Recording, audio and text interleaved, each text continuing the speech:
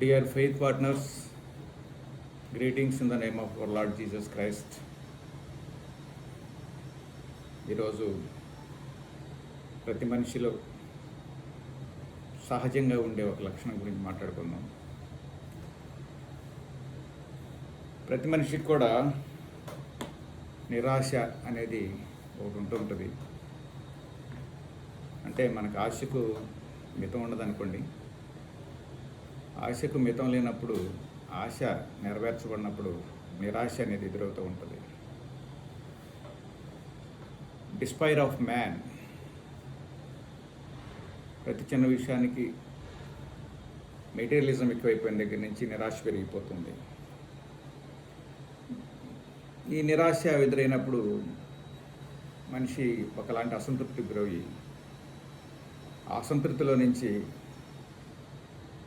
ఒకలాంటి డిప్రెషన్కి వెళ్ళిపోయి, ఆ డిప్రెషన్ నుంచి చాలామంది ఆత్మహత్యలు చేసుకోవటం, మరణించాలనే కోరిక కలిగి ఉండటం, ఇక చాలు ఈ జీవితం, ఇంతకన్నా ఏం సాధిస్తాంలే అనే ఒకలాంటి నిరాశ చెందటం ఈ లోకంలో మనం రోజు చూస్తుంటాం.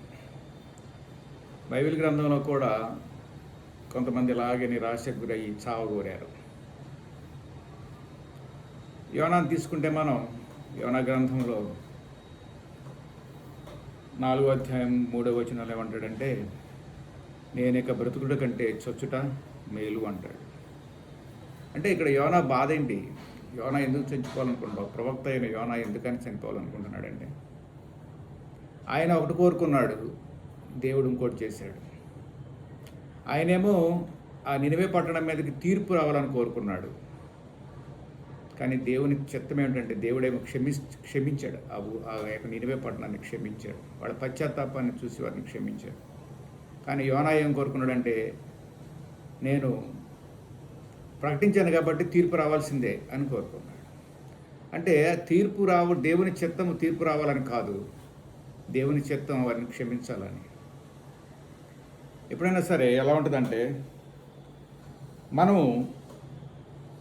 మనం అనుకున్నది జరగకపోతే నిరాశ. ఇక్కడ యోనా ఎందుకు నిరాశలోకి వెళ్ళిపోయాడంటే, ఆయన అనుకున్నది జరగలేదు. ఆయన తీర్పు నాశించాడు, కృపగల దేవుడు వారిని క్షమించాడు. అలాగే మన జీవితాల్లో కూడా ఇలాంటి స్థితిని మనం ప్రతిరోజు అనుభవిస్తూనే ఉంటాం. ప్రతి మనిషి తన జీవితంలో చాలాసార్లు అనుకుంటాడు, చస్తే మేలు అని. మోషే కూడా సంఖ్యాకాండంలో 11వ అధ్యాయం 15వ వచనంలో మోషే గారు కూడా అదే మాట అంటాడు. ఇశ్రాయేలుల యొక్క కోరికను తీర్చలేకపోయాడు. ఇశ్రాయేలు అడిగే కోరికను ఆయన నేను తీర్చగలనా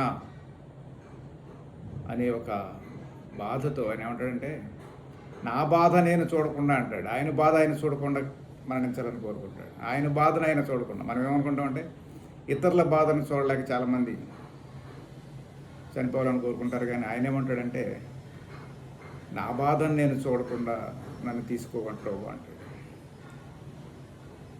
ఇశ్రాయేల్ ప్రజల యొక్క తిరుగుబాటును, ఆ తిండి కొరకు లేదా మాంసం కొరకు ఆయన ఆ తిరుగుబాటును ఆయన తట్టుకోలేకపోయాడు, నిరుత్సాహపడిపోయాడు. అలాగే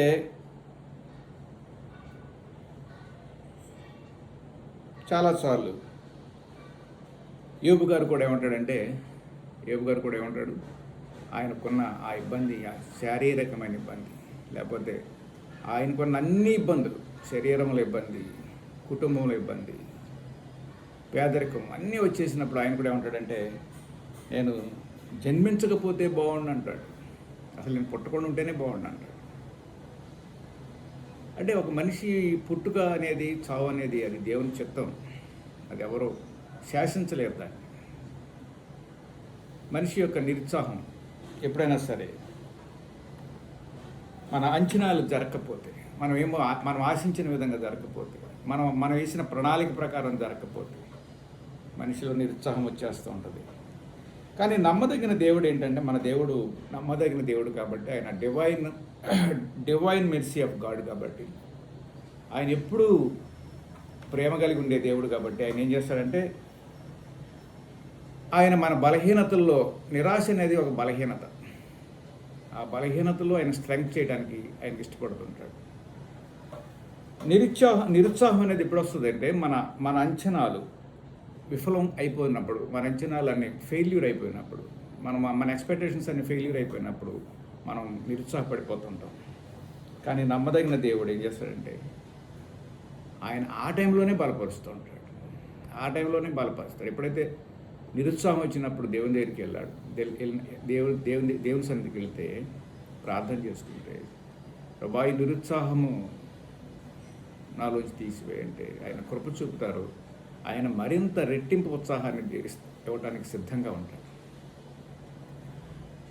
ఎప్పుడైనా సరే మనం దేవుని చిత్తానుసారంగా చేయాలని కోరుకున్నప్పుడు నిరుత్సాహపడం. మన చిత్తం చేయాలనుకున్నప్పుడు మాత్రమే ఈ సమస్యలన్నీ వస్తుంటాయి. మన ప్రణాళికలు, మన ఆలోచనలు, మన ఇష్టాలు మనం చెప్పినట్టు జరగాలని ఒక ఇది, ఈ మనిషిలో ఇగో, నేను చెప్పినట్టు జరగాలి, నా మాట అందరూ వినాలి.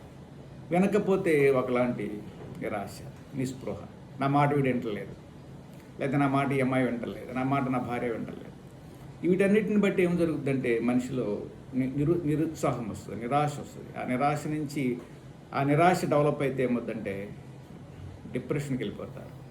ఆ డిప్రెషన్ నుంచి వచ్చేది ఏంటంటే నేను చావాలని కోరుకోవడం. ఇలాంటి స్థితి నుంచి దేవుడు విడిపిస్తాడు. ఎప్పుడు విడిపిస్తాడంటే దేవుని చిత్తము ఇది అవునా, దేవుని చిత్తమా కాదా, దేవుని చిత్తం ఏమిటి అనేది మనం దేవుని సన్నిధిలో మనం దేవుని అడుక్కున్నప్పుడు దేవుడు జయాన్ని ఇస్తాడే తప్ప ఇప్పుడు నిరాశను ఇవ్వడు. ఇక్కడ మనం చూసిన వాళ్ళందరూ కూడా నిరాశలోకి వెళ్ళిపోయారు. కానీ ఎక్కడ 1వ రాజుల గ్రంథంలో 19:4 కూడా ఏమన్నాడంటే,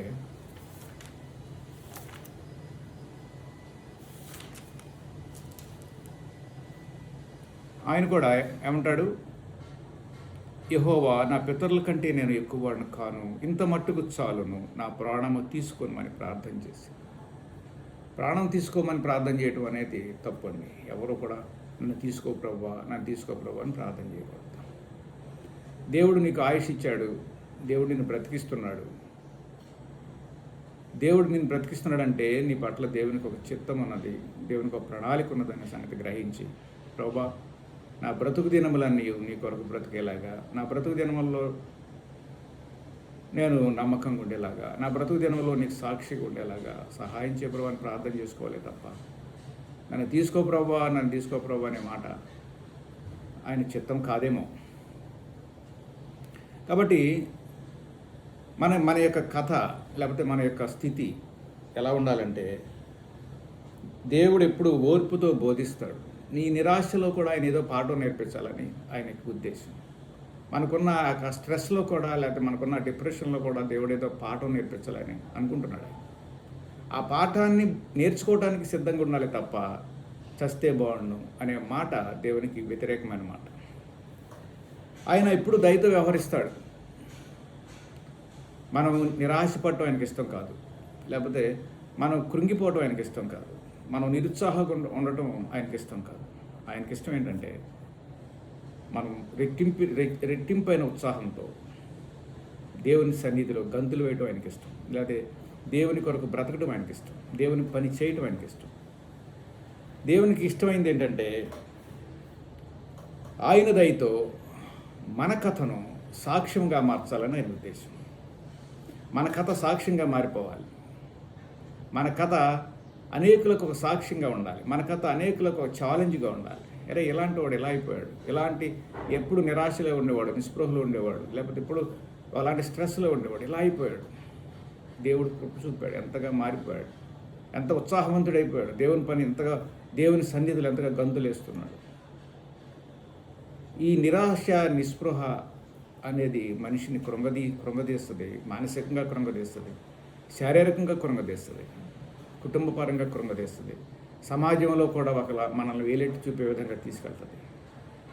కానీ దేవుడు ఏం చేయాలనుకుంటున్నాడంటే నిన్ను ఉత్సాహపరిచి నీ స్థితిని, నీ కథను అనేకులకు సాక్ష్యంగా నిలబెట్టాలని, నిన్ను మరింత ఉత్సాహంతో రెట్టింపైన ఉత్సాహంతో నిన్ను వాడుకోవాలని ఆయనకి ఇష్టంగా ఉంది.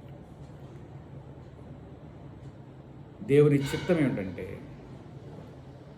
ఆయన యొక్క పని, ఆయన యొక్క సన్నిధి, ఆయన యొక్క సాక్ష్యం కలిగి ఉండాలని. మనం ఎప్పుడూ నిరాశపడటానికి వీల్లేదు. ఎందుకంటే మన దేవుడు సర్వశక్తిమంతుడు. ఆయన కృప చూపే దేవుడు. ఆయన మనం కష్టపడటం కానీ, నిరుత్సాహపడటం కానీ, లేదా చనిపోవటం కానీ ఆయనకి ఇష్టమైనది కాదు. ఆయన మరణమును జయించిన దేవుడు. ఆయన సమస్యల నుంచి విడిపించే దేవుడు. ఎందుకంటే ఆయన పరిశుద్ధ రక్తం మనలను సమస్త చీకటి నుంచి, సమస్త దుర్నీతి నుంచి, లేకపోతే సమస్త లోక విషయాలన్నిటి నుంచి తప్పనిసరిగా మనం విడిపిస్తుంది. ఇప్పుడు ఆయన సన్నిధికి వెళ్ళి మనం ఎక్కువగా మన ఎక్స్పెక్టేషన్స్ అన్నీ దేవుని సన్నిధిలో చెప్పుకోవటం. ప్రభువా, నాకు ఇది కావాలని కోరుకుంటున్నాను, ఇది నీ చిత్తమా, నేను ఇలా ఉండాలని కోరుకుంటున్నాను, ఇది నీ చిత్తమా అని ఎప్పుడైతే మనం దేవుని దగ్గరికి వెళ్ళి అడుక్కుంటామో మనం ఎలాంటి నిరాశకు గురికాము, ఎలాంటి నిస్పృహకు గురికాము, కానీ మరింతగా దేవుని సన్నిధిలో గంతులు వేసేవారిగా ఉంటాం. ఎప్పుడైతే సంతోషం ఉంటుందో, సంతోషం ఉంటే ఆరోగ్యం ఉంటుంది, ఆరోగ్యం ఉంటే బలం ఉంటుంది, బలం ఉంటే దేవుని కొరకు ఇంకా బలంగా పనిచేయడానికి దేవుడు మనల్ని వాడుకుంటాడు. అట్టి కృప దేవుడు మనకు అనుగ్రహించుంటాడు.